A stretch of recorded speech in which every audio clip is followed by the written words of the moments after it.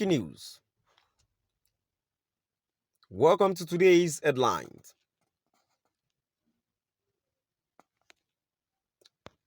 How Buhari turned down weapon dealers. AGK Mbaka brought to Lasso Rock.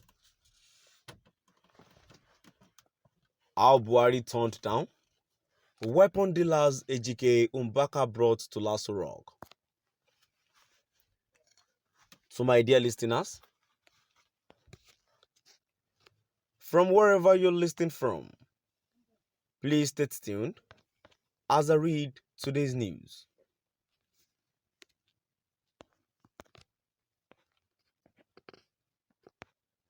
Harvard-trained Anthony and founder of Due Process Advocate International DPA, Emeka Ogunye, has reviewed how President Muhammadu Buhari turned down the weapon dealers Reverend AGK Mbaka brought to Lasso Rock so as to procure weapons for the federal government. Ogunye's revelation is contained in a report which he made available to Newsbrand. On Sunday, the leadership of the Catholic Reverend Church in Enugu State directed Reverend AGK Mbaka to immediately proceed to the monastery for prayers after he was removed as the director of Adoration Ministry.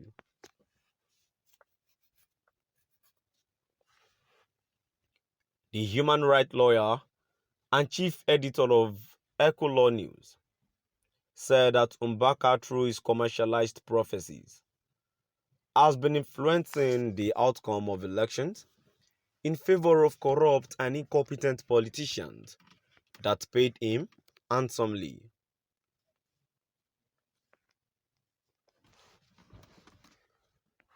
While accusing the cleric of religious and political corruption, Ogunye further noted that Mbaka sold his fake prophecy to Buhari, thinking that Mr. President will pay him back by awarding contract to his stooge. Unfortunately, for the controversial priest who has been dubbed as troublemaker, Buhari refused to fall in line to his overtures, which, however, made him to go berserk and started attacking Mr. President.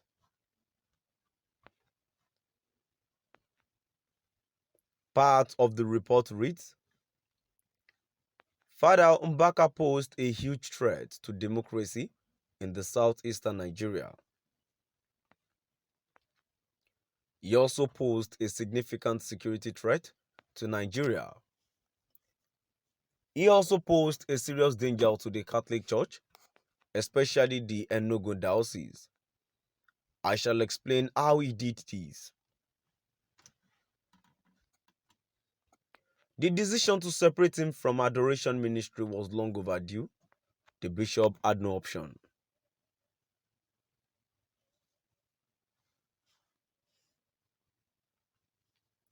First, through his commercialized prophecies, Mbaka has been influencing the outcome of elections in favor of politicians that paid money to him,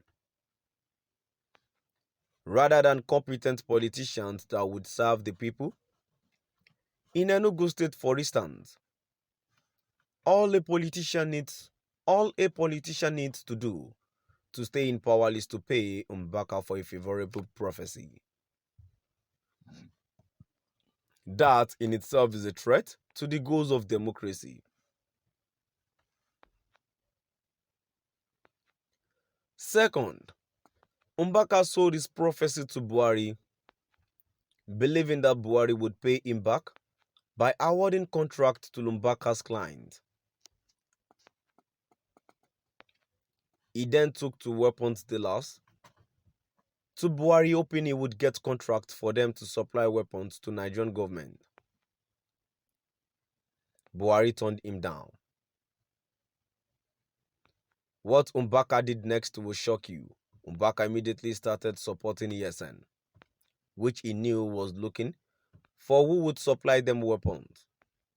So, it is reasonable to suspect that Mbaka would strike a deal between ESN and Mbaka's client.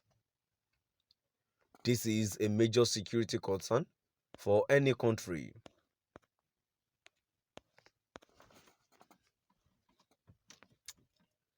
Third, Mbaka repeatedly deviated from the standards of Catholic theology. He created a personality cult and demagoguery that threatened the office of his bishop. This became obvious when Mbaka's followers rioted against the bishop, causing the bishop to flee for his life. Removing Mbaka was necessary. It was a difficult task for the bishop because the diocese allowed him to go too far before they decided to act. I do not believe that Mbaka will ever be allowed back to the adoration ministry unless the ministry has undergone a serious structural reform that will create checks and balances against excesses.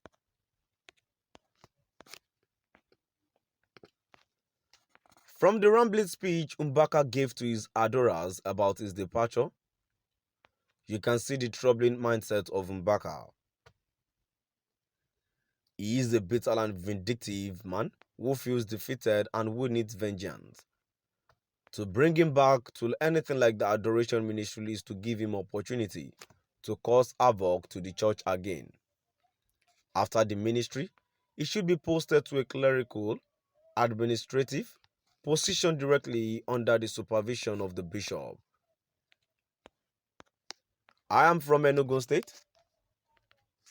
I know what is happening there. When I told you that Ekweremadu was not coming back soon, many of you doubted.